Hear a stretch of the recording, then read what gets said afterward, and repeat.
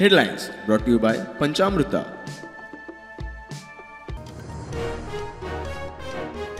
एकोणीसशे 98च्या power rebate स्कॅमात माविनाक मोठी थाकाय. 27 वर्सांनी आरोपमुक्त. सरकारी तिजोरेक 4.52 कोटी लुकसाण म्हणून पर्रीकारान केल्ली कागाळ. माविन म्हणटा देव पावलो.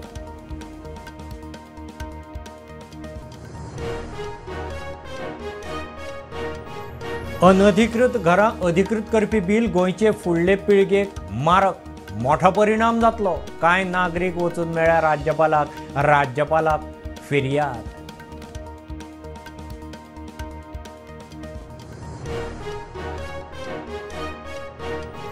लोककल्याण केल्यारूच पदाक वालोर. मंत्री म्हूण चेंबराचो ताबो घेतले उपरांत रमेश तवडकार उलयलो.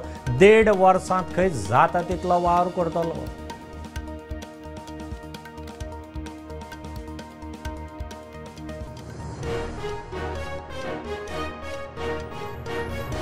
पाकिस्तानी नागरीक ब्रँडन व्हॅलेंटीन क्रास्टोक 44 वर्सां उपरांत सीएए सकयल भारतीय नागरिकत्व. तिसरो गोंयकार. मुख्यमंत्री म्हणटा आनीक एक पेंडिंग.